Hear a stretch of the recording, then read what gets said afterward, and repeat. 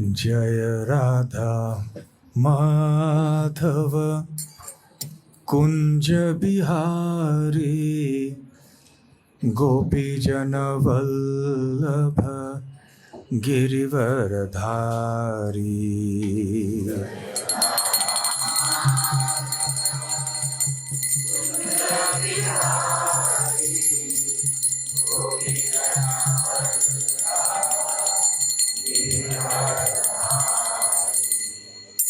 जय राधा माधव कुंज बिहारी गोपी जन वल्लभ गिरिवरधारी।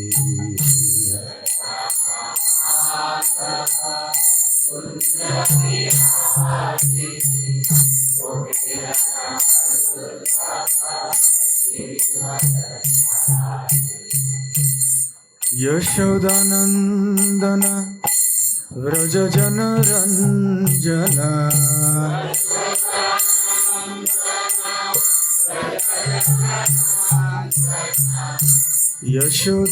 यशोदानंदन व्रज जन रंजन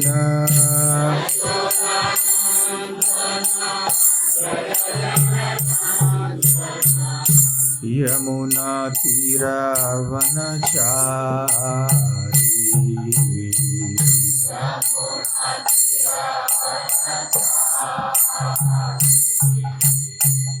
यमुना तीरावनचारी।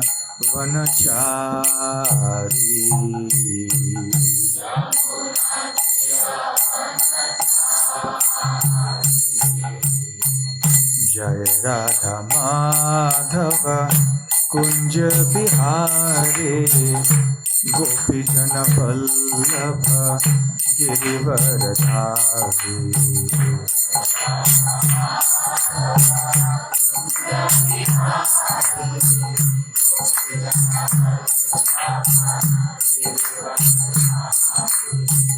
जय राधा माधव कुंज बिहारी गोपी जन वल्लभ गिरिवरधारी।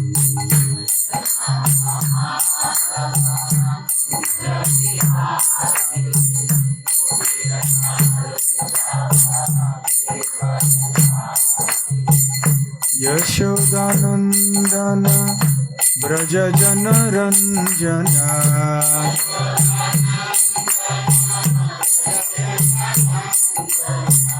यशोदानंदन व्रज जन रंजन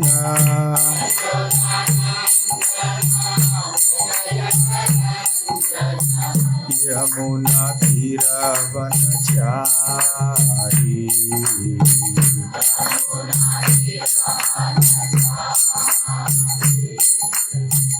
यमुना तीरावनचारी।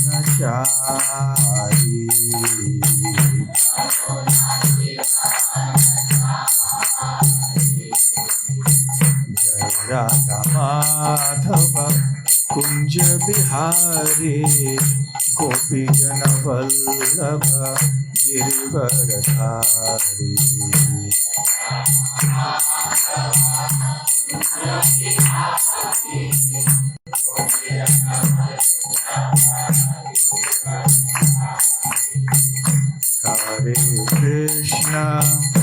हरे Krishna Krishna Krishna Hare Hare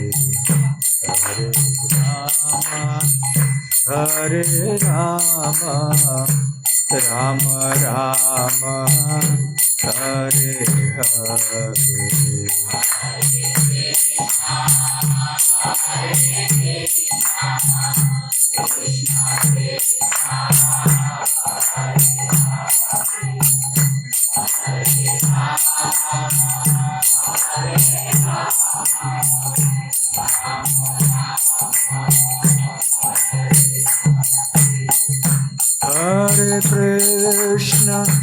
Hare Krishna Krishna Krishna Hare Hare Hare Rama Hare Rama, Rama Rama, Hare Hare.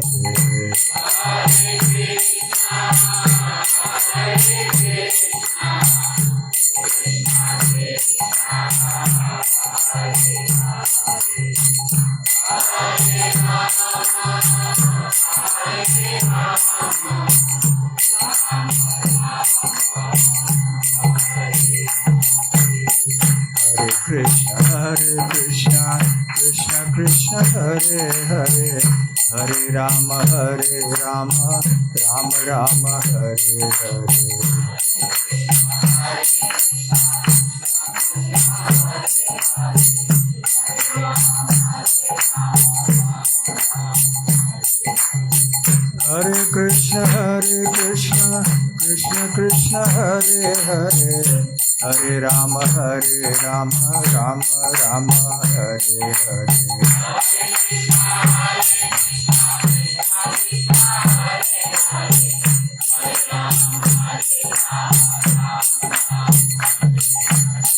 Hare Krishna, Krishna Krishna, Hare Hare, Hare Rama, Rama Rama, Hare Hare.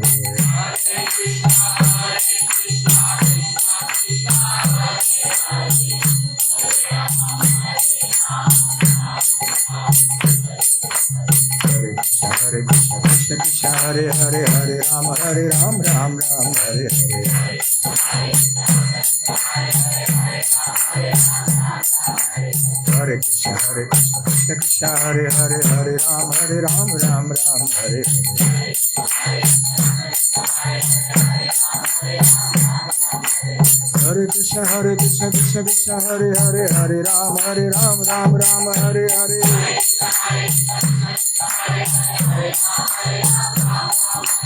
Hare Krishna, Krishna Krishna, Hare Hare, Hare Rama, Rama Rama, Hare Hare.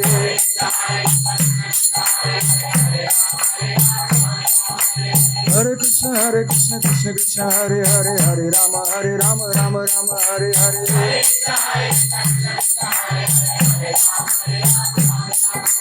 Hare Krishna, Krishna Krishna, Hare Hare, Hare Rama, Rama Rama, Hare Hare.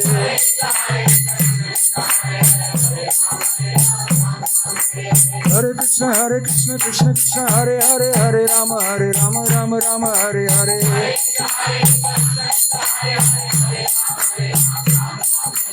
Hare Krishna, Krishna Hare Hare, Hare Rama, Rama Rama, Hare Hare. Hare Krishna, Krishna Hare Hare, Hare Rama, Rama Rama, Hare Hare.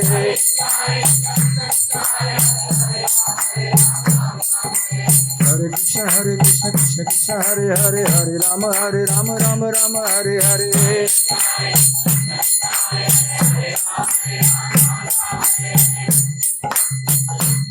Jaya Radha Gokula Nanda, Radha Gokula Nanda Radhe.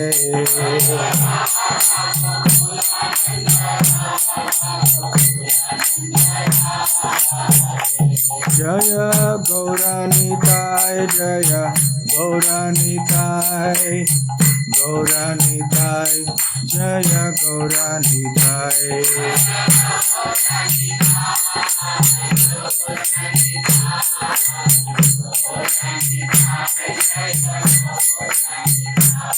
Jaya Jagannatha, Jaya Jagannatha, Jaya Baladeva, Jaya Subhadra.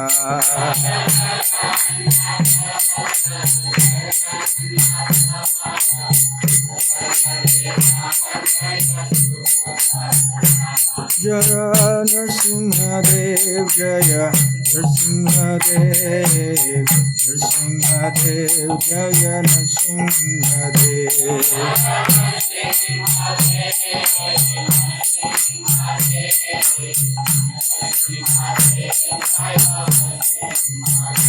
Jaya Prahlad Nrsimha, Jaya Prahlad Nrsimha, Prahlad Nrsimha, Jaya Prahlad Nrsimha.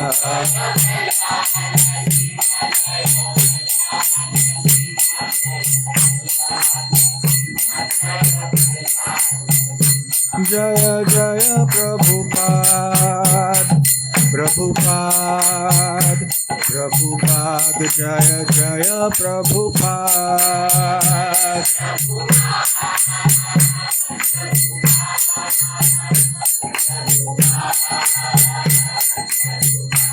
Nitai गौर हरि बोल हरि बोल हरि बोल निताय गौर हरि बोल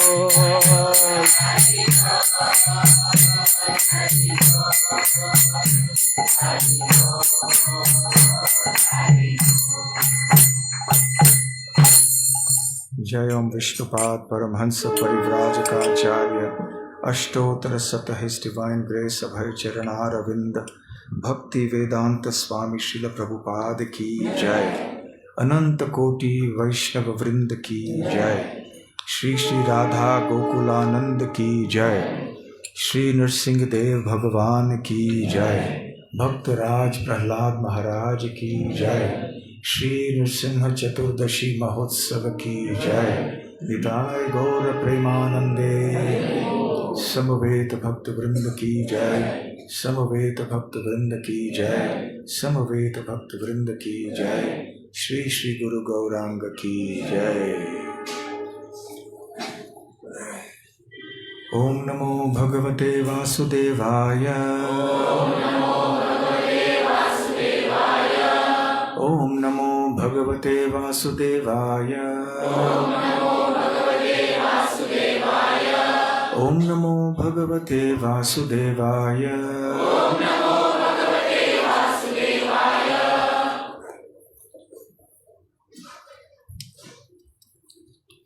ग्रंथराज श्रीमद् भागवतम 7वां स्कंद 8वां अध्याय भगवान नृसिंह द्वारा असुरराज का वध।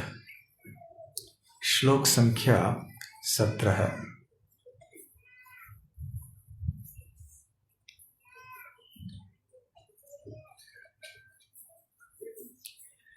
सत्यं विधातुं निजभृत्य भाषितम्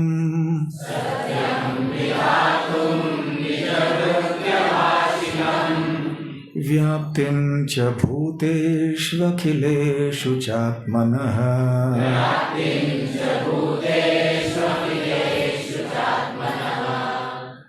अदृश्यतात्यद्भुतरूपमुद्वहन्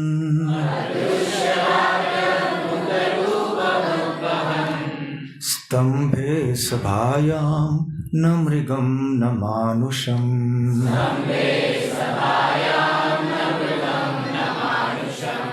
सत्यं विधातुं निजभृत्य भाषितम्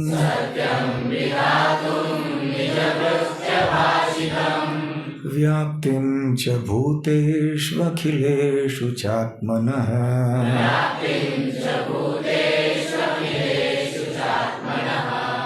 अदृश्यतात्यद्भुतरूपमुद्वहन्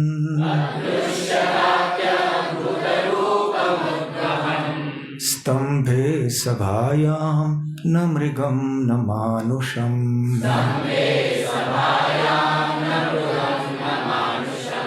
सत्यं विधातुं निजभृत्य भाषितम्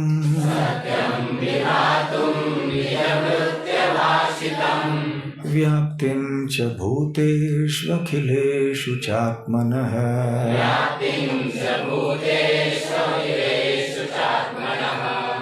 अदृश्यतात्यद्भुतरूपमुद्वहन् स्तम्भे सभायां न मृगं न मानुषम्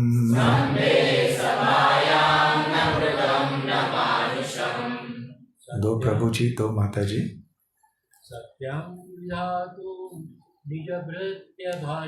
सत्यं विधातुं निजभृत्य भाषितम्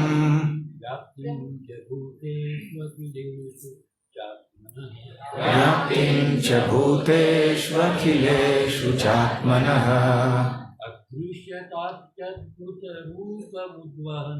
अदृश्यताद्यद्भुतरूपमुद्वहन्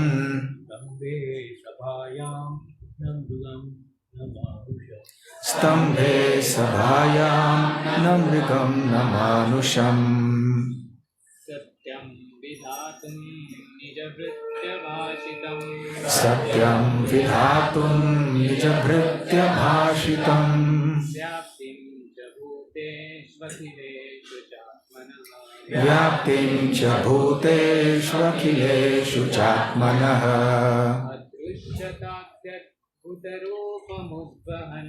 अदृश्यताद्यद्भुतरूपमुद्वहन्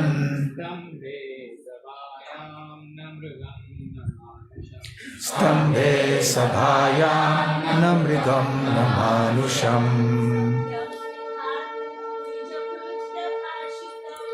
सत्यं विधातुं निजभृत्यभाषितम् व्याप्तिं च भूतेष्वखिलेषु चात्मनः अदृश्यताद्यद्भुतरूपमुद्वहन् स्तम्भे सभायां न मृगं न मानुषम्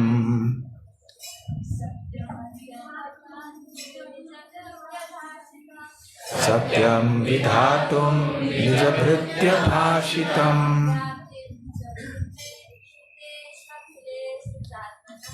व्याप्तिं च भूतेष्वखिलेषु चात्मनः अदृश्यताद्यद्भुतरूपमुद्वहन् स्तम्भे सभायां न मृगं न मानुषम्। अनुवाद श्रील प्रभुपाद द्वारा। अपने दास प्रहलाद महाराज के वचनों को सिद्ध करने के लिए वे सत्य हैं, अर्थात यह सिद्ध करने के लिए कि भगवान सर्वत्र उपस्थित हैं, यहाँ तक कि सभा भवन के खंभे के भीतर भी हैं, भगवान श्री हरि ने अपना अभूतपूर्व अद्भुत रूप प्रकट किया। यह रूप न तो मनुष्य का था न सिंह का। इस प्रकार भगवान उस सभा कक्ष में अपने अद्भुत रूप में प्रकट हुए। पहले जो था वो ठीक था, अभी एको आ गया, इसमें बदलना नहीं चाहिए, एक बार सेट होने की। तात्पर्य,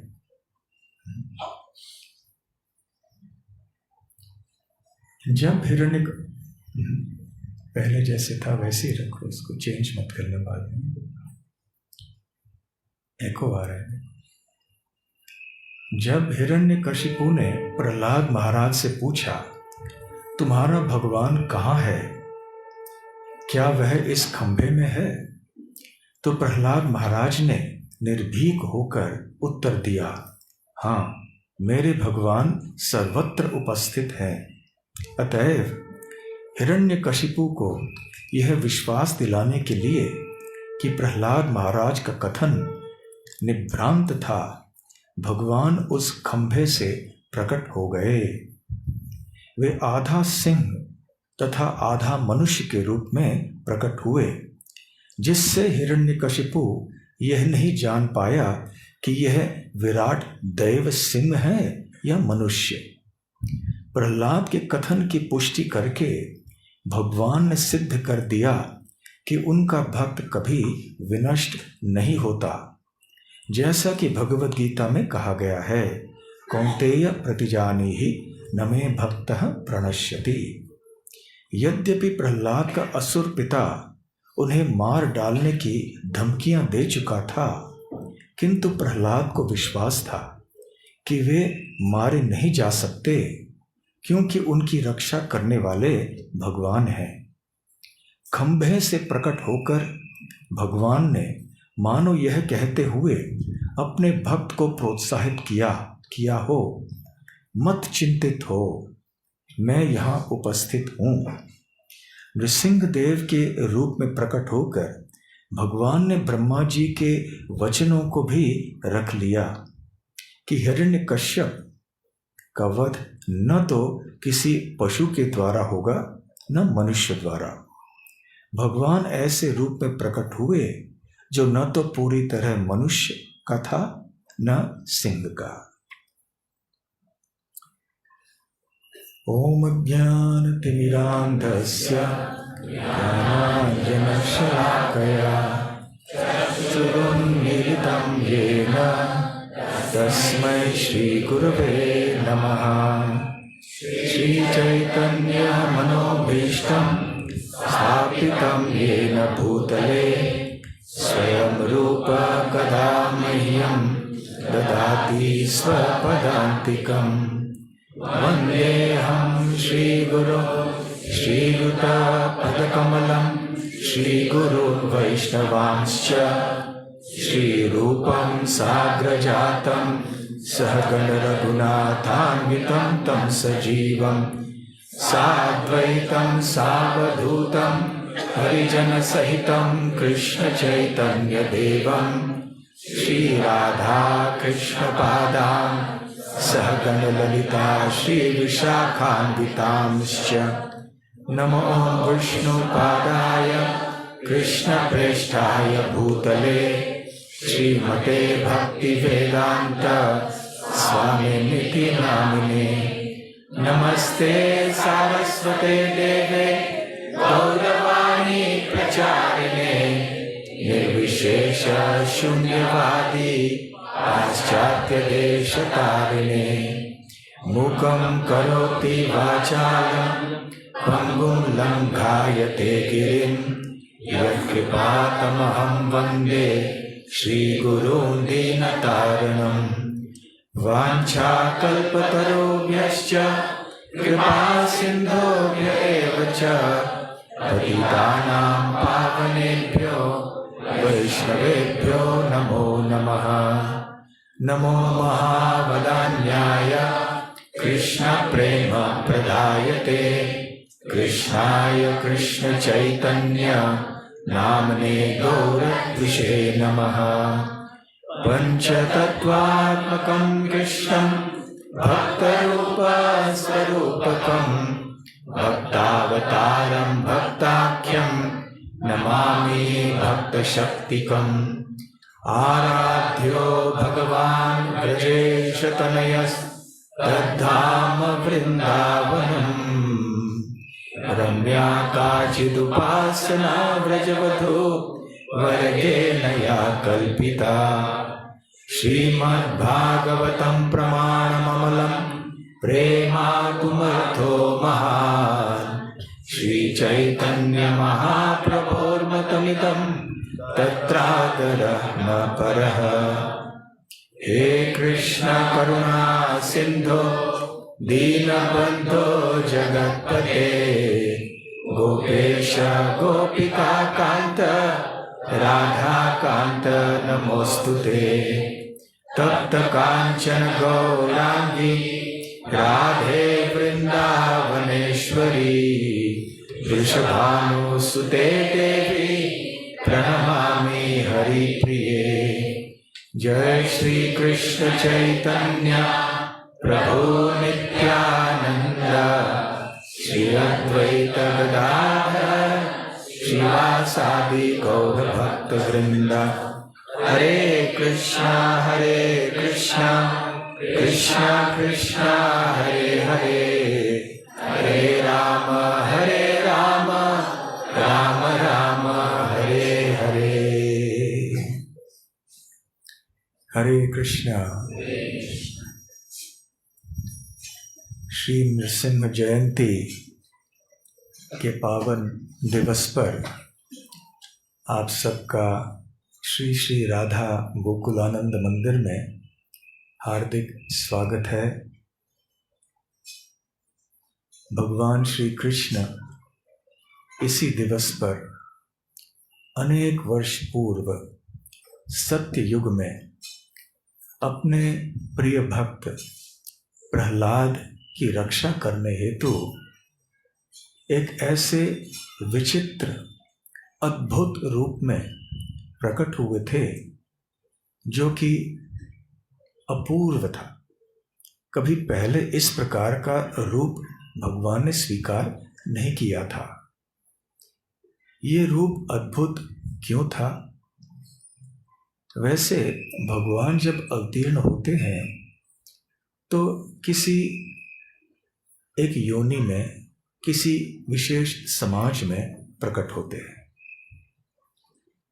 जब वेदों की रक्षा करने की बात आई तो, और राजा सत्यव्रत और उनके अन्य भक्तों की रक्षा करने की बात आई तो भगवान ने मछली का रूप स्वीकार कर लिया। यद्यपि मछली के रूप में भी भगवान मछली नहीं है, भगवान ही है, केवल रूप मछली का है, परंतु वो है भगवान। परंतु वो एक योनि है, जलचर प्राणी मछली के रूप में आए। एक बार उन्होंने एक हंस पक्षी का रूप स्वीकार किया, हंसावतार। एक बार उन्होंने एक कछुए का रूप स्वीकार किया और इस प्रकार से समुद्र मंथन के समय मंदराचल को धारण किया। एक बार उन्होंने एक शूकर या वरह का रूप धारण किया, वरह अवतार। तो ये सारे अवतार किसी विशेष योनि के होते हैं। कई बार मनुष्य समाज में भगवान प्रकट होते हैं, जैसे कि श्री कृष्ण अवतार में, श्री राम के अवतार में, कभी कभी ऋषि मुनियों के समाज में प्रकट होते हैं। परंतु ऐसा एक रूप जो कि न इस योनि का था न उस योनि का, न मनुष्य थे न पशु थे, ऐसा रूप बड़ा विचित्र था। इसलिए जब प्रहलाद के पिता हिरण्यकश्यप ने इस रूप को देखा तो वो बड़ा आश्चर्यचकित हो गया।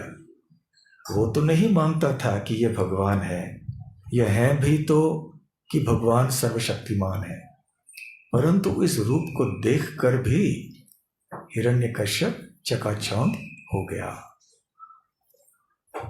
यहाँ पर इस श्लोक में श्रील शुकदेव गोस्वामी वर्णन करते हैं कि किस प्रकार या क्यों नरसिंहदेव भगवान प्रकट हुए और इस रूप में कैसे प्रकट हुए, और जिस स्थान से वो प्रकट हुए, एक खंभे से, तो ऐसे क्यों प्रकट हुए। इस श्लोक के द्वारा और श्रील प्रभुपाद जी के तात्पर्य के द्वारा हम ये जान सकते हैं कि भगवान श्री कृष्ण के इस रूप में प्रकट होना और खंभे के भीतर से प्रकट होना, इसके पीछे 3 कारण थे। पहला कारण था कि अपने प्रिय भक्त प्रहलाद के वचन को बनाए रखने के लिए, जैसा कि इस श्लोक में कहा गया है, सत्यम विधातुम निज भृत्य भाषितम व्याप्तिम च भूतेषु अखिलेषु चात्मनः। तो सत्यम अर्थात सत्य, विधातुम अर्थात सिद्ध करने के लिए, साबित करने के लिए, निज भृत्य भाषितम, भृत्य अर्थात सेवक, भाषितम अर्थात उनके वचन। तो उनके प्रिय भक्त थे प्रहलाद, तो प्रहलाद के वचन को बनाए रखने के लिए भगवान ने ये अद्भुत रूप स्वीकार किया। तो प्रहलाद का क्या वचन था? हम सब बचपन से इस कथा को सुनते आए हैं और हर बार जब सुनते हैं तो ये नया लगता है। ये कथा नई लगती है क्योंकि भगवान है ही ऐसे, क्योंकि भगवान सदैव ताजे रहते हैं, उनकी कथाएं भी हमेशा ताजी रहती हैं, नित्य नव नवायमान। जब षंड और अमर्क जो गुरुकुल के शिक्षक थे, जो प्रहलाद और प्रहलाद के सहपाठियों को प्रथम श्रेणी के असुर बनाने का पूरा प्रयास कर रहे थे, और असफल हो रहे थे, खास करके प्रहलाद के संबंध में। तो वो हिरण्यकश्यप के पास आए। पहले भी हिरण्यकश्यप के पास प्रहलाद को ले आए थे। हिरण्यकश्यप ने डांटा भी था उन आचार्यों को, और प्रहलाद को उपदेश भी दिया था हिरण्यकश्यप ने। फिर भी बार बार हिरण्यकश्यप के सामने ले आने के बाद भी प्रहलाद की मति बदली नहीं। प्रहलाद की मति कृष्ण मति थी। जैसे कि वो स्वयं कहते हैं, वो केवल कृष्ण ग्रह के निर्देशन में थे। हम बहुत ही चिंतित रहते हैं हमारे जन्म कुंडली के बारे में, है ना? सच सच बताइए, है कि नहीं? जब कोई समस्या होती है तो ज्योतिष के पास भागते हैं। देखिए हमारी कुंडली ऐसी है, ये है, वो है। वो कहते नहीं, ये दोष है, वो दोष है, ये पर्याय है, उपाय ये है, परिहार ऐसे है। तो कभी शनि दशा है, तो कभी राहु, कभी केतु, कभी कुछ, कभी कुछ। तो हमारा जीवन जो है, एक साधारण बद्ध जीव का जीवन, ये ग्रहों पर आधारित है। क्योंकि ग्रह जो है हमारे प्रारब्ध के संकेत देते हैं बस। परंतु प्रहलाद जैसे शुद्ध भक्त जो होते हैं, उनका इन ग्रहों से कुछ लेना देना नहीं है। उनके लिए कोई शनि नहीं, कोई राहु नहीं, कोई केतु नहीं। उनके लिए केवल कृष्ण ग्रह। इसलिए प्रहलाद कहते थे, मैं तो कृष्ण ग्रह के अंतर्गत हूँ, के निर्देशन में चल रहा हूँ, कृष्ण ग्रह के अधीन हूँ, और अन्य ग्रहों के बारे में मुझे कुछ पता नहीं। तो ऐसे प्रहलाद जैसे शुद्ध भक्त ऐसे बहुत ही दुर्लभ होते हैं। विरला ही भक्तों के समाज में भी ऐसे कोई भक्त पाए जाते हैं। इसलिए पृथ्वी की बात तो दूर रही, जब स्वर्ग लोक में और अन्य ऊपरी लोकों में भी, ब्रह्मांड के भीतर जब भक्ति की चर्चा होती है, तो अवश्य भक्तों की चर्चा भी होगी। भक्ति की चर्चा करते समय भगवान की चर्चा के साथ साथ भगवान की चर्चा, भक्तों की चर्चा भी होनी ही चाहिए। तो जब ऐसे भक्ति के विषय में गोष्ठियां होती हैं स्वर्ग लोक में, तो अवश्य प्रहलाद महाराज की चर्चा होती ही होती है। इस तरह के भक्त थे प्रहलाद। तो जब बार बार समझाने के बाद भी प्रहलाद की मति श्री कृष्ण से हटी नहीं, तो अंततः षंड और अमर्क हिरण्यकश्यप के पास आए हाथ ऊपर करके, अब और हम कुछ नहीं कर सकते आपके बच्चे के साथ। तो हिरण्यकश्यप पहले से बहुत चिंतित था कि मेरा बच्चा अभी असुर नहीं बन रहा है, बल्कि मेरे शत्रु का भक्त बन रहा है। देखिए, जो अहंकारी घमंडी व्यक्ति रहता है, उसके लिए कितना दर्ददायक होगा ये, जब अपना बच्चा शत्रु के पास चले जाए, शत्रु का भक्त बन जाए और अपनी बात नहीं माने, तो कितना दर्द होता होगा। तो हिरण्यकश्यप को बहुत दर्द हो रहा था अंदर से, तो बहुत क्रोध आया और हिरण्यकश्यप ने अपने पुत्र को पुनः डांटना प्रारंभ किया। अरे दुर्विनीत, अरे घमंडी दुष्ट, नालायक, तरह तरह के अपशब्द बोले अपने ही पुत्र को, और कहने लगा कि तुम मेरे शासन को ठुकरा रहे हो, मेरे आदेशों का उल्लंघन कर रहे हो। अरे मेरी शक्ति को नहीं जानते? जब मैं क्रोधित हो जाता हूं तो संपूर्ण ब्रह्मांड और ब्रह्मांड के भीतर जितने भी लोग हैं, उनके जो अधिष्ठाता देव हैं, वो सारे के सारे कांपने लगते हैं। और तुम इस प्रकार से मेरे शासन के विरोध में जा रहे हो।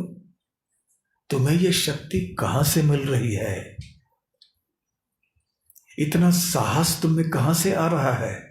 तुम्हारे शक्ति का स्रोत क्या है और कौन है। तो प्रहलाद महाराज बिल्कुल निडर होकर अपने पिता के सामने करबद्ध अवस्था में खड़े रहे, शांत थे। हिरण्यकश्यप तो आग बबूला हो गया था, परंतु प्रहलाद बिल्कुल शांत स्वरूप के थे। सामने खड़े रहे हाथ जोड़कर कि हे पिताजी, जहां से आपको शक्ति मिलती है और जितने भी प्राणी यहाँ पर हैं, चर अचर प्राणी हैं, उनको शक्ति मिलती है, वहीं से मुझे भी शक्ति मिलती है। हम सबके शक्ति के स्रोत एक ही हैं, और वो जो स्रोत है परम सत्य भगवान श्री विष्णु या श्री कृष्ण, वो शक्ति के भंडार हैं। जितने भी शक्तियां हम देखते हैं उन सब का उद्गम यही है। वो सबको नियंत्रण करने वाले हैं, परम नियंता हैं। सृष्टि का सृजन, पालन और संहार वही करते हैं। तो हिरण्यकश्यप को और गुस्सा आया। अरे, तुम नहीं समझ सकते कि मैं कितना शक्तिशाली हूं? अभी तुम इतने समय से ये बताते आए हो कि तुम्हारी रक्षा करने वाले व्यक्ति परम नियंता हैं। तो मैं देखना चाहता हूं अब कि वो किस प्रकार से तुम्हें बचाएंगे। तुम जिस तरह से बात कर रहे हो हे दुष्ट प्रहलाद, इस तरह की बातें केवल वही लोग करते हैं जो मृत्यु को निमंत्रण देना चाहते हैं, जो मृत्यु के द्वार पे खड़े हैं। तो अब मैं देखना चाहता हूं कि तुम्हारे भगवान, जिनके बारे में तुम इतना गुणगान कर रहे हो, वो कहाँ है और वो कैसे तुम्हारी रक्षा करने के लिए आएंगे। तुम क्या ये समझते हो कि तुम मुझसे श्रेष्ठ हो? प्रहलाद ने कहा था कि हे पिताजी, आप ध्यान से सुनिए। कृपया आप मित्र और शत्रु में भेद न कीजिए। कौन मित्र है और कौन शत्रु है, यहाँ पर समभाव रख के दोनों के साथ एक जैसा व्यवहार कीजिए। क्योंकि हमारा वास्तविक शत्रु कौन है? हमारा अनियंत्रित और पथभ्रष्ट मन ही हमारा शत्रु है। यदि हमने हमारे मन को हमने वश में कर लिया तो फिर हमारे लिए कोई शत्रु नहीं रह जाएगा, और बल्कि ऐसे अवस्था में हम भगवान को भी प्राप्त कर पाएंगे। इसलिए कृपया अपने मन को, अपने इंद्रियों को नियंत्रित कीजिए और शत्रु और मित्र में भेद मत कीजिए। तो और गुस्सा आया हिरण्यकश्यप को। अरे दुष्ट, तुम सोचते हो कि मन को नियंत्रित करने में, इंद्रियों को नियंत्रित करने में और बुद्धिमत्ता में, अकलमंदी में तुम मुझसे श्रेष्ठ हो? तुम ऐसा समझते हो? तो ठीक है, देखते हैं कि कहाँ है तुम्हारा भगवान। तुम ये कह रहे हो कि भगवान सर्वस्व हैं, हर जगह वो उपस्थित हैं, यही है ना? तो प्रहलाद ने कहा, हाँ भगवान, मेरे प्रिय भगवान सर्वस्व, सर्वव्यापी है, सब जगह उपस्थित है वो। तो भक्त प्रहलाद का ये वचन था। कौन सा वचन? कि भगवान सब जगह विद्यमान रहते हैं। और उस समय जब हिरण्यकश्यप ऐसे कठोर वचन अपने बच्चे से कह रहा था, तो प्रहलाद की दृष्टि हट गई थी। पहले प्रहलाद अपने पिता की ओर देख रहे थे क्योंकि पिता उनसे बात कर रहे थे, परंतु अचानक उनकी दृष्टि हटी और वहां सभागृह में एक खंभा था। अनेक खंभे थे, उनमें से एक खंभे पर प्रहलाद की दृष्टि पड़ी और वहीं देखते रह गए, क्योंकि वहां पे प्रहलाद भगवान का दर्शन कर रहे थे। भगवान उस खंभे के भीतर प्रकट हो चुके थे, परंतु केवल प्रहलाद उनको देख पा रहे थे। हिरण्यकश्यप को तो पता ही नहीं था, और अन्य सभागृह में जितने भी लोग थे उनको भी पता नहीं चला। तो जब हिरण्यकश्यप ने देखा कि प्रहलाद उनकी ओर न देखकर खंभे की ओर देख रहा है तो और भी आग बबूला हो गया। कहने लगा, मैं देखना चाहता हूं कि किस प्रकार से तुम्हारे जो सर्वव्यापी भगवान तुम्हारी रक्षा करेंगे। क्या तुम्हारे भगवान सब जगह हैं? तो प्रहलाद ने कहा, जी हाँ, सब जगह है। क्या इस खंभे में भी हैं? प्रहलाद ने कहा, हाँ, इस खंभे में भी है। तो ये प्रहलाद का वचन था। तो इस वचन को साबित करने के लिए, सिद्ध करने के लिए भगवान श्री कृष्ण खंभे में प्रकट हुए। तो हिरण्यकश्यप को इतना क्रोध आ गया था, असहनीय हो गया था। तो उसने अपने मुख का एक बहुत जबरदस्त मुख का प्रहार किया उस खंभे के ऊपर और वो खंभा टूट गया। जैसे ही खंभा टूट गया, एक ऐसी अद्भुत ध्वनि वहां से निकली जो कि केवल ब्रह्मांड के संहार के समय शायद सुनाई पड़ती हो।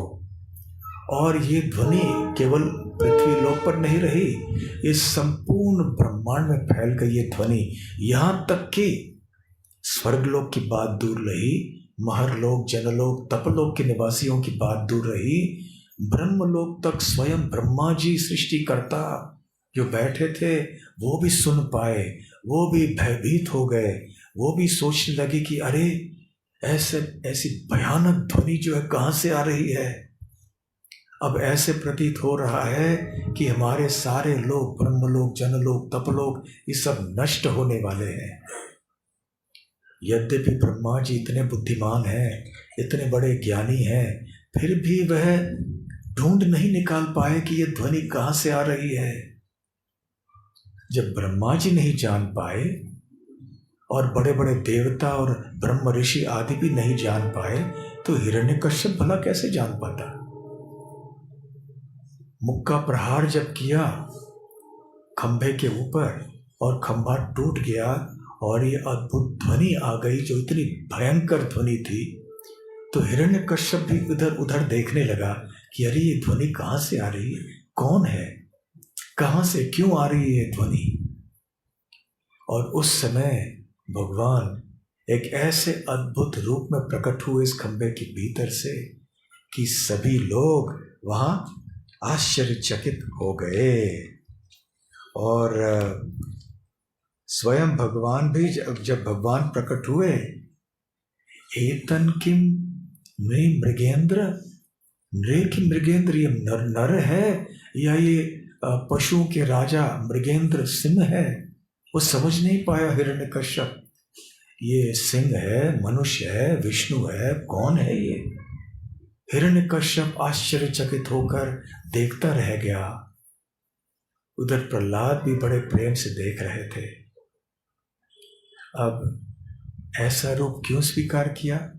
भगवान खंभे में थे, ये अवश्य प्रहलाद की वाणी थी कि भगवान सर्वस्व है। तो प्रहलाद की वाणी को सिद्ध करने के लिए सत्यम विधातुम निज भृत्य भाषितम, वो खंभे में से प्रकट हुए। और क्यों हुए?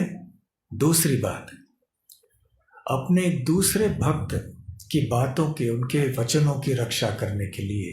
किनकी बात? प्रभुपाद जी कहते हैं अर्जुन ने भगवत गीता में घोषणा की थी। क्या घोषणा की थी? भगवान कृष्ण ने अर्जुन से कहा था कि तुम घोषणा करो। कौन सी घोषणा करनी थी? कौन्तेय प्रतिजानीहि न मे भक्तः प्रणश्यति, कि हे कुंती पुत्र, तुम घोषणा करो सब जगह जाके कि मेरे भक्त का विनाश कभी नहीं होगा। तो अब अर्जुन ने जाके सब जगह कह भी दिया। तो अपने भक्त प्रहलाद के वचनों की रक्षा करने के लिए, साथ साथ अपने भक्त अर्जुन के वचनों की रक्षा करने के लिए भी भगवान अब प्रकट हो गए। प्रहलाद की रक्षा करने के लिए, क्योंकि प्रहलाद को पूरा विश्वास था कि यद्यपि मेरे पिता इतने शक्तिशाली हैं कि बड़े बड़े देवता भी डरते हैं उनसे, फिर भी मेरे पिता हिरण्यकश्यप मेरा कुछ नहीं बिगाड़ सकते, क्योंकि मुझे पूरा भरोसा है भगवान की रक्षा में। रक्षिष्यति इति विश्वासो। ये शरणागति का एक लक्षण है, पूरा भरोसा होना, पूरी श्रद्धा होना कि भगवान ही मेरी रक्षा कर सकते हैं और करेंगे। और क्योंकि प्रहलाद का ये अटूट विश्वास था और क्योंकि अर्जुन ने भी घोषणा की थी कि भगवान अपने भक्तों की रक्षा करते हैं, इसलिए भगवान श्री कृष्ण नरसिंह रूप में प्रकट हुए, वैकुंठ से यहाँ पृथ्वी लोक पर उतर के आए अपने भक्त प्रहलाद की रक्षा करने के लिए। फिर ये प्रश्न अभी तक, इस प्रश्न का उत्तर अभी तक नहीं आया कि ऐसा रूप क्यों धारण किया जो न कि सिंह था न मनुष्य था। ठीक है, वो प्रकट हुए भक्तों की रक्षा करने के लिए। कौन्तेय प्रतिजानीहि न मे भक्तः प्रणश्यति। ठीक है, खंभे से प्रकट हुए इस बात को सिद्ध करने के लिए कि भगवान सब जगह विद्यमान रहते हैं, परंतु ये आधा सिंह आधा नर, ऐसा रूप क्यों धारण किया उन्होंने? अपने और एक भक्त ब्रह्मा जी के वचनों की रक्षा करने के लिए। और वो भक्त कौन थे? ब्रह्मा जी, सृष्टिकर्ता ब्रह्मा जी। जब हिरण्यकश्यप तपस्या में स्थित था, ब्रह्मा जी को प्रसन्न करने के लिए कि मुझे वरदान चाहिए कि मैं ब्रह्मांड में सबसे शक्तिशाली व्यक्ति बन जाऊं, मैं अमर बन जाऊं, तब ब्रह्मा जी ने स्वयं कहा था कि ऐसा वरदान तो मैं नहीं दे सकता हिरण्यकश्यप, क्योंकि मैं स्वयं अमर नहीं हूं, इसलिए और कुछ मांगो। देखिए, यदि हमारे पास कोई व्यक्ति कुछ मांगने के लिए आता है तो हम बस उतना ही उस व्यक्ति को दे सकते हैं जितना कि हमारा सामर्थ्य है, जितना कि हमारे पास है। तो उसी प्रकार से ब्रह्मा जी इस ब्रह्मांड के सर्वश्रेष्ठ व्यक्ति हैं, सबसे पहले ब्राह्मण हैं, वो सबसे पहले भगवान के शिष्य हैं, साक्षात प्रत्यक्ष भगवान से उनकी दीक्षा हुई थी। तो ऐसे उन्नत व्यक्ति हैं ब्रह्मा जी। फिर भी ब्रह्मा जी की शक्तियों की भी, उनके सामर्थ्य की भी सीमा होती है। तो ब्रह्मा जी ने कहा, मैं तुम्हें अमर नहीं बना सकता, और कुछ मांगो। तो जो असुर होते हैं ना, वो अपने आप को आवश्यकता से अधिक बुद्धिमान मानते हैं। वो सोचते हैं कि वो भगवान से ज़्यादा बुद्धिमान है, और भगवान ने कोई नियम बनाया है तो उस नियम को तोड़कर किसी न किसी तरह से कोई कहीं प्रवेश करना है, सामने वाले द्वार से न होकर पीछे वाले द्वार से प्रवेश करने का प्रयास करते हैं।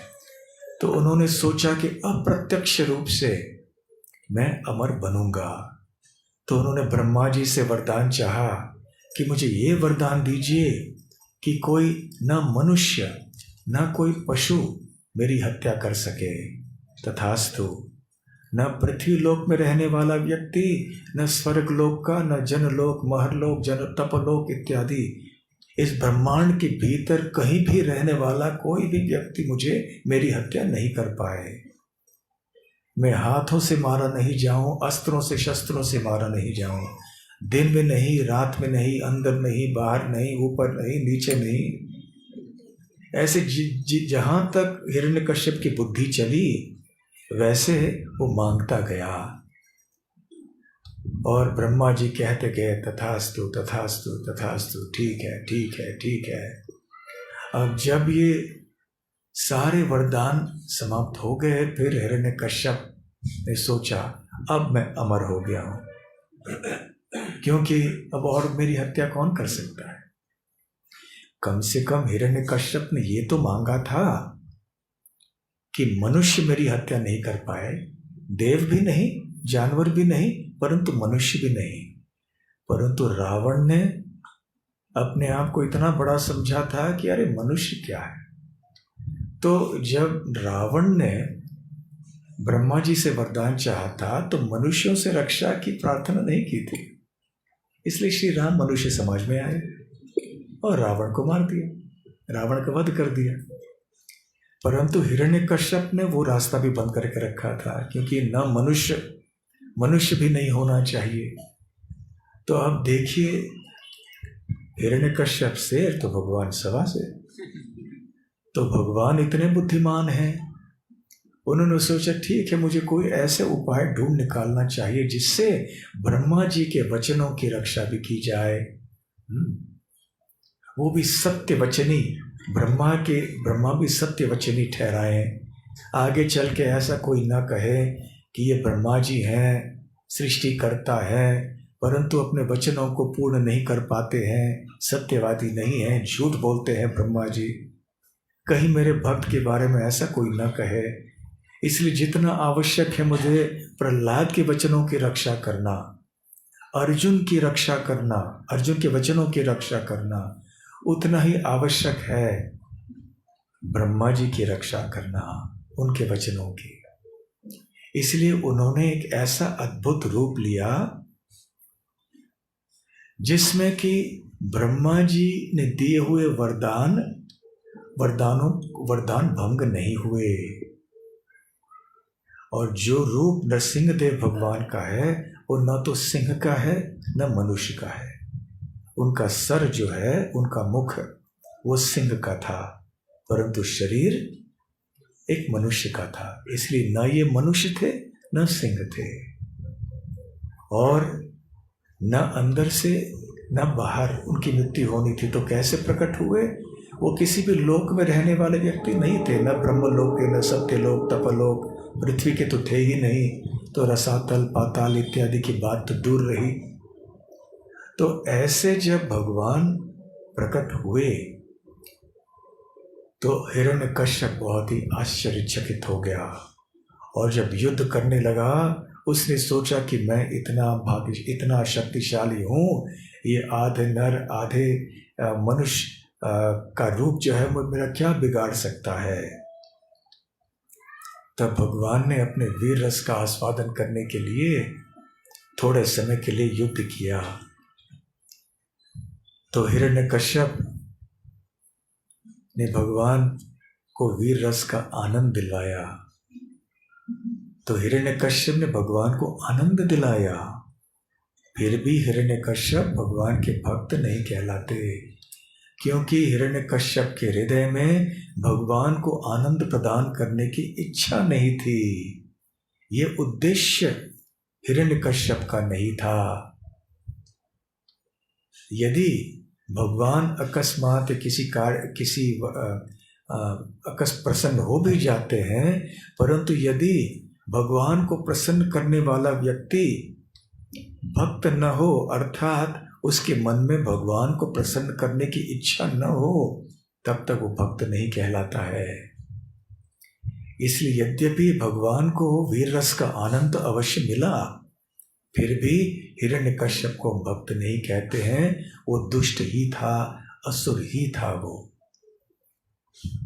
और जब हिरण्यकश्यप का वध करने का समय आया, जैसे कभी कभी एक सांप एक चूहे के साथ खेलता है, या बिल्ली कभी कभी चूहे के साथ खेलती है, कभी पकड़ लेती है, कभी छोड़ देती है, फिर से पकड़ लेती है, अंततः फिर बिल्ली सोचती चलो अब इसको मार ही डाले।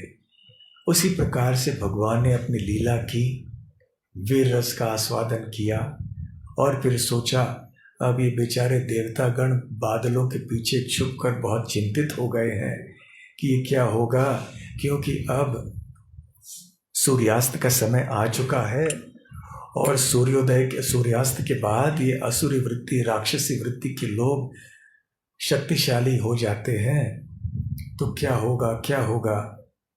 तो भगवान ने सोचा अभी इनको और चिंतित नहीं मैं देखना चाहता, तो चलो अब हिरण्यकश्यप का वध करने का समय आ गया है। तो उन्होंने हिरण्यकश्यप को उठाया, आसानी से उठाया, और दरबार के तट पे बैठे, सीढ़ियों पर बैठे, न घर के अंदर न घर के बाहर। और सूर्यास्त का समय था, जो न दिन का समय था न रात का, न आसमान में था न जमीन पर, क्योंकि अपने गोद में बिठाकर लिटा दिया हिरण्यकश्यप को। और फिर अपने नाखूनों से उन्होंने वक्षस्थल हिरण्यकश्यप का फाड़ दिया। नाखून न हाथ है न अस्त्र है, नाखून न मृत है न जीवित है। इस प्रकार से ब्रह्मा जी ने दिए हुए वरदानों को भंग किए बिना भगवान ने हिरण्यकश्यप का वध कर दिया। और फिर इतने गुस्से में थे भगवान। क्यों गुस्से में थे? क्योंकि ये हिरण्यकश्यप ने उनके प्रिय भक्त प्रहलाद को इतना हैरान किया था, इतना सताया था, इतना कष्ट पहुंचाया था, इतना बड़ा अपराधी था, ये वैष्णव अपराधी था। इसलिए भगवान के क्रोध की कोई सीमा नहीं रही। शायद ऐसा कोई अवतार भगवान का है नहीं जिसमें कि भगवान ने इतना क्रोध न व्यक्त न किया हो। भगवान का क्रोध देखकर शिव जी, ब्रह्मा जी, लक्ष्मी जी भी इतने भयभीत हो गए कि वो भी सामने नहीं आए, परंतु उन्होंने प्रहलाद को सामने भेजा। प्रहलाद का शांत और सुंदर मासूम चेहरा, मुखारविंद देखकर तुरंत भगवान नृसिंह देव का क्रोध शांत हो गया और वात्सल्य भाव उनके हृदय में उत्पन्न हुआ। श्रीधर स्वामी, जो श्रीमद् भागवतम के मूल टीकाकार हैं, उन्होंने नरसिंह लीला के ऊपर जब टीका की तो उन्होंने एक सुंदर श्लोक की रचना की। उग्रोप्यनुग्र एवायम स्वभक्तानाम ऋकेशरी, केशरी व स्वपोतानाम अन्येषाम उग्र विक्रमः। वो तुलना करते हैं कि एक सिंहनी जो होती है वो बहुत उग्र होती है। यदि खास करके उसका जो बच्चा होता है उसके प्रति कोई आक्रमण करने का प्रयास करे, दूसरा सिंह भी क्यों न हो, तो वो बहुत उग्र रूप धारण करती है अपने बच्चे की रक्षा के लिए, अन्यों के लिए बहुत उग्र होती है। केशरी, केशरी इव, केशरी अर्थात जो सिंहनी है, स्वपोता नाम, अपने बच्चों के लिए बहुत ही कोमल होती है, अनुग्र होती है, उग्र नहीं होती है। अन्य शाम उग्र विक्रमः, परंतु अन्यों के लिए बहुत उग्र होती है, बहुत भयानक होती है, परंतु अपने बच्चे के लिए वो मूर्तिमान स्नेह और सुरक्षा का रूप होती है। तो ठीक उसी प्रकार से उग्रः अपि अनुग्रोह्यम्, अभी भगवान श्री कृष्ण भी वैसे उनका स्वरूप जो होता है, नरसिंह देव भगवान का रूप जो है, जो कि केशरी, नृ केशरी के रूप में आए। नृ अर्थात मनुष्य, केशरी अर्थात सिंह, एक आधा नर आधा मनुष्य का रूप धारण करके जब भगवान आए तो दुष्टों के लिए, हिरण्यकश्यप जैसे लोगों के लिए उनका रूप बहुत भयानक था, उग्रः अपि, परंतु स्वभक्तानाम, उनके भक्तों के लिए अनुग्रह, उनका रूप बहुत ही कोमल होता है। वज्रादपि कठोरानि कुसुमादपि कोमलम, ये कहावत संस्कृत में है, सुभाषित है कि भगवान और कभी कभी उनके महान भक्तों का स्वरूप भी ऐसे होता है कि दुष्टों के प्रति वो बहुत ही वज्र के समान कठोर होते हैं, परंतु जो उनके भक्त होते हैं उनके प्रति उनका स्वरूप एक पुष्प के समान कोमल होता है, असुरों के प्रति वज्र के समान कठोर होते हैं। तो उसी प्रकार से भगवान नरसिंहदेव हिरण्यकश्यप के साथ वज्र की तरह कठोर थे, परंतु जब जैसे ही उन्होंने प्रहलाद को देखा तो तुरंत एक पुष्प के समान कोमल हो गए और बिठा दिया अपनी गोदी में प्रहलाद को, और प्रहलाद का सर सूंघने लगे। जब बच्चों को स्नेह देना होता है तो कभी कभी सर सूंघते हैं, ऐसे वैदिक सभ्यता में है। और क्योंकि भगवान ने एक सिंह का चेहरा रखा था, मुखारविंद उनका सिंह का था, और सिंह ऐसे पशु जो होते हैं वो अपना स्नेह चाट कर दिखाते हैं। गाय बैल ऐसे चाटते हैं। आप जब गाय के पास गए हो तो गाय को जब आप मालिश करेंगे, खुजलाएंगे तो स्नेह के कारण आपको चाटेंगे। कुत्ते, बिल्ली, ये जितने जानवर हैं वो चाट के अपना स्नेह व्यक्त करते हैं। तो क्योंकि भगवान अभी एक केशरी व स्वभक्ता नाम, तो केशरी का रूप धारण कर चुके थे, इसलिए अब प्रहलाद को चाटने लगे और बिल्कुल शांत हो गए अभी। अन्यथा उनको शांत करना असंभव था। तो इस प्रकार भगवान श्री कृष्ण ने प्रहलाद के वचन की रक्षा करने के लिए, अर्जुन के वचन की रक्षा करने के लिए और ब्रह्मा जी के वचनों की रक्षा करने के लिए ऐसा एक विचित्र और अद्भुत रूप प्रकट किया। जब श्री चैतन्य महाप्रभु दक्षिण भारत में गए थे तो वहाँ पर जीएड नरसिंह मंदिर में गए थे, सिंहाचलम में, जो विशाखापट्टनम के पास में। जैसे ही उन्होंने भगवान का दर्शन किया, वहाँ दंडवत प्रणाम किया और भगवान की स्तुति करने लगे।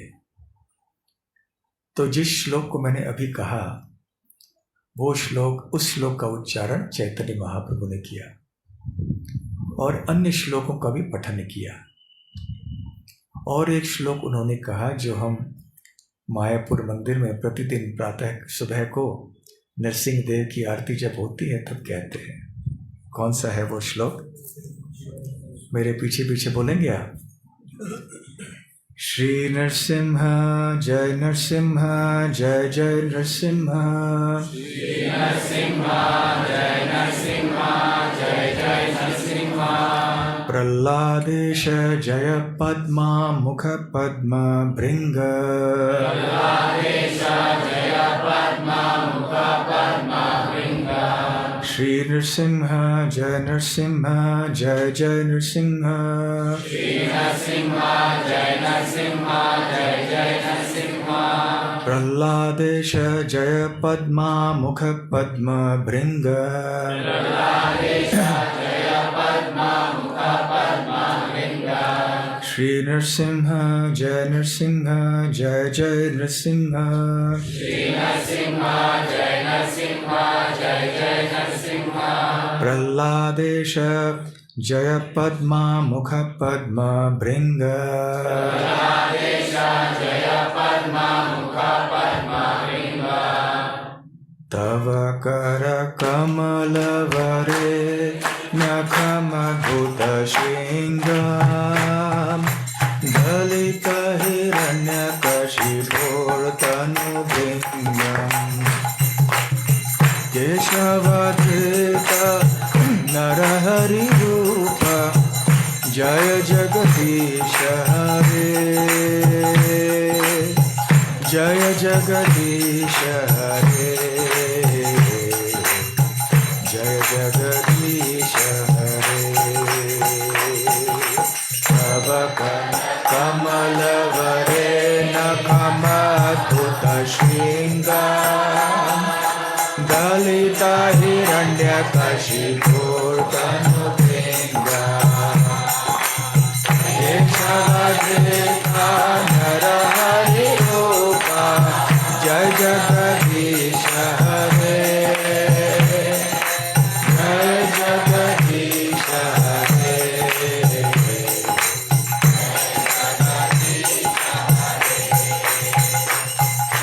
तव कर कमल वरे नखमद्भुत श्रृंगार, दलित हिरण्यकशिपोर्तनु भृंगम्, केशवधृत नरहरि रूप जय जगदीश हरे जय जगदीश हरे जय जगदीश हरे तव कर कमल वरे नखमद्भुत शृंगार दलित हिरण्यकशिपूर्तनुभृङ्गा केशवधृत नरहरि रूप जय जगदीश हरे जय जगदीश हरे जय जगदीश हरे तव कर कमल वरे नखमद्भुत शृंगार दलित हिरण्यकशिपूर्तनुभृङ्गा केशवधृत नरहरि रूप जय जगदीश हरे जय जगदीश हरे जय जगदीश हरे तव कर कमल वरे नखमद्भुत शृंगार दलित हिरण्यकशिपूर्तनुभृङ्गा केशवधृत नरहरि रूप जय जगदीश हरे जय जगदीश हरे जय जगदीश हरे जय नृसिंहदेव नृसिंहदेव नृसिंहदेव जय नृसिंहदेव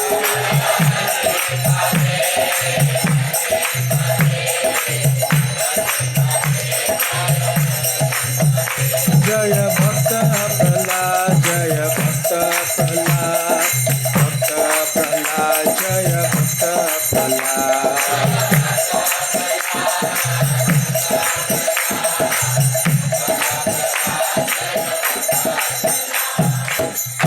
श्री नरसिंहदेव भगवान की जय। भक्तराज प्रहलाद महाराज की जय। श्री नृसिंह चतुर्दशी महामहोत्सव की जय। निताय गौर प्रेमानंदे। हरे कृष्ण कृष्ण कृष्ण हरे हरे, हरे राम राम राम हरे हरे। हरे कृष्ण।